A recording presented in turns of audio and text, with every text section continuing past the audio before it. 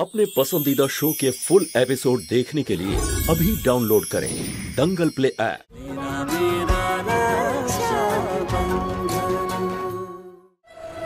आज বোনের পরীক্ষার বইটাই আনতে ভুলে গেছে। পুরো তোমার মতো হয়েছে বাবা। আচ্ছা সত্যি না, ও নিজের খেয়াল রাখে না তুমি। তোমার বিছানা থেকে ওঠাই উচিত হয়নি। বিশ্রাম নেব বলেই তো আজকে কাজে যাইনি আমি, কিন্তু এই গ্রামের প্রধান তো আমি। কিছু সমস্যা আছে যার সমাধান করতে হবে, তাই যাচ্ছি আমি। বাইরে খুব গরম, যদি মাথা ঘুরে যায় তাহলে? তাই তো আমি আজ তোমার সঙ্গেই আছি। একদম তোর মায়ের মতো হয়েছিস তুই। ও এরকমই চিন্তা করত, নখ উঠে গেলেও না বিছানা থেকে নামতে দিত না ও। মায়ের কথা মনে পড়ছে।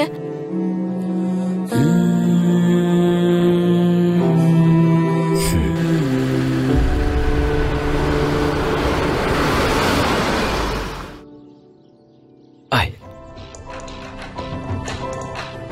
আরে রামদিন, নমস্কার। রাসালকে একটু ডেকে দাও, ও এই বইটা বাড়িতে ফেলে এসেছিল। কিন্তু রাসাল তো আজকে স্কুলে আসেনি জমিদার বাবু।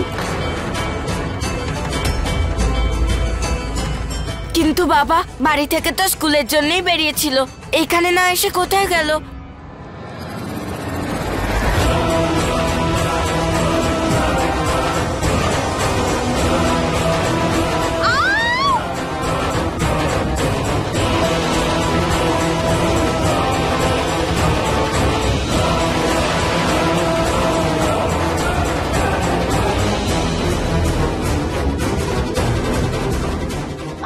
আরে কি হলো?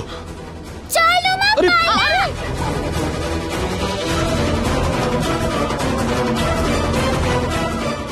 আরে শোনো, কি করছো নাকি? আরে ছেড়ে দাও ওদের, চলো এই পোশাক বদলে কিছু খেয়ে নি আমরা। কি ও স্কুলে যায়নি? কিন্তু ওরা তো একসাথেই বেরিয়েছিল। আমি তো সেটাই জানতে এসেছি যে দুটো মেয়ে স্কুলে না গিয়ে কোথায় গেল। আজকে টিফিন দিতে এসেছিলাম আমি, ওই বলল উমাকে চৌরাস্তার ওদিকে যেতে দেখেছে। তাই নাকি?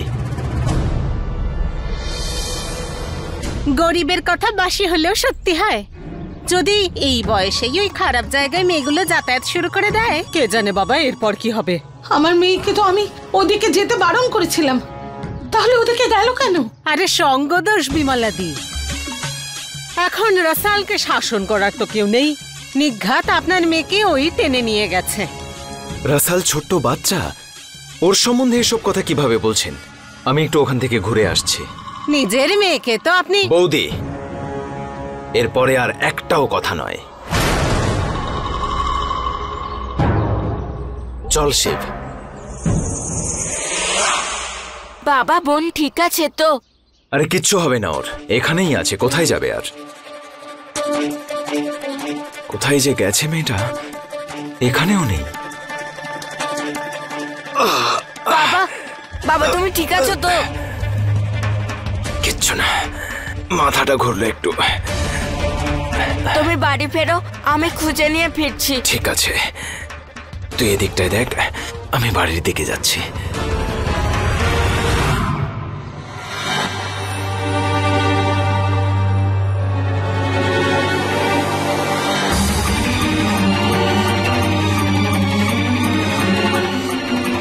বোনের রাখি। বোন। উমা, তুই ঠিকই বলছিলি, আমাদের ওখানে যাওয়া উচিত হয়নি, গন্ডগোল হয়ে গেল। যদি মা জানতে পারি তাহলে খুব বকবে আমাকে। যদি এই চোরের ব্যাপারটা বাবা জানতে পারে তাহলে এটা আমার দাদাও বাঁচাতে পারবে না।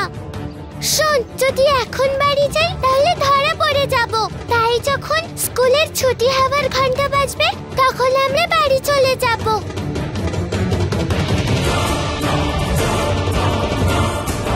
চলো মা, আয়।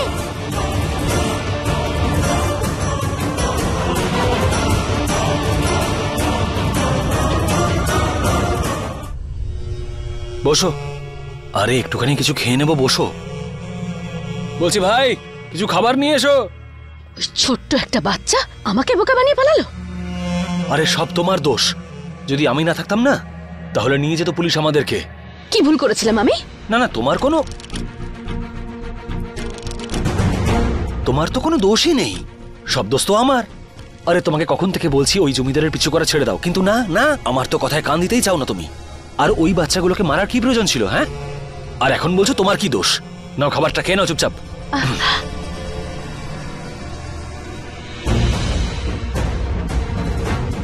একবার যদি দেখতে পাই না, শেষ করে ফেলবো মেয়েটাকে। এবারে পুচকি মেয়েটার জন্য ওই গ্রামেও ঢুকতে পারবো না আমি আর, ওই সুপুরুষ জমিদারকে খুঁজতে। আরে ভুলে যাও না ওকে, অন্য কোনো শিকার খুঁজে নেওয়া যাবে।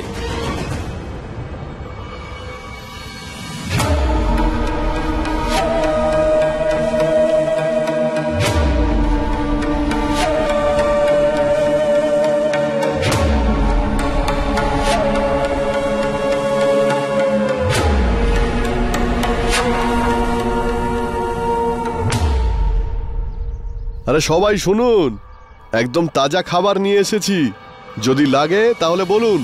আপনি দাঁড়ান, আমি টাকা নিয়ে আসছি।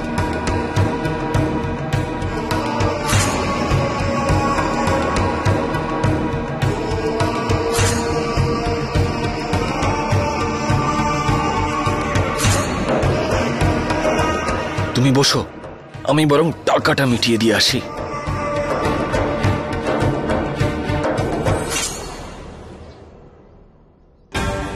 রাসাল, রাসাল, মা, রাসাল,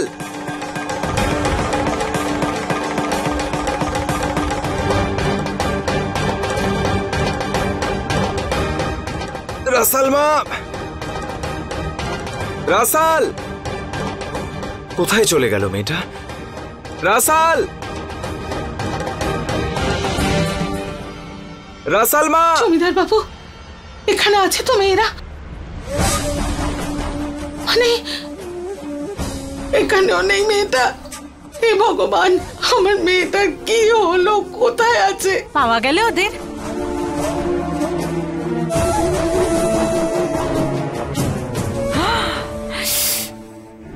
বিমলাদি, জমিদার বাবু গ্রাম তোলপাড় করে নিজের মেয়েকে খুঁজে বের করবেন, কিন্তু আমার তো তোমার মেয়েকে নিয়ে চিন্তা হচ্ছে। বৌদি, আমার কাছে উমা আর রাসাল দুজনেই সমান। আমি আপনার কষ্টটা বুঝতে পারছি, কিন্তু আপনিও একটু বোঝার চেষ্টা করুন। যতটা চিন্তা আপনি করছেন আমিও করছি।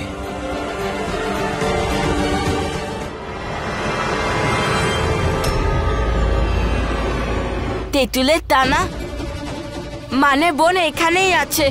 বোন, উমা, বোন, উমা, কোথায় তোরা?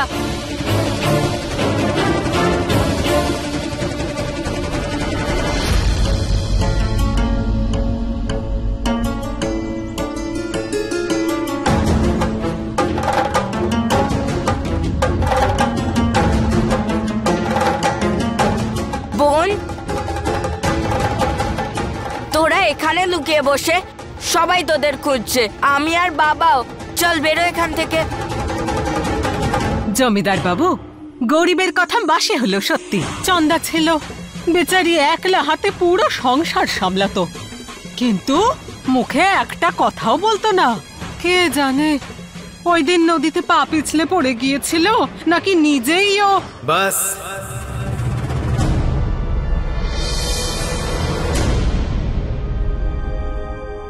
বৌদি,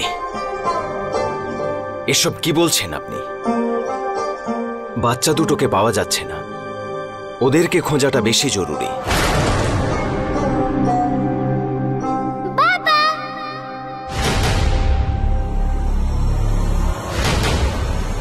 রাসাল,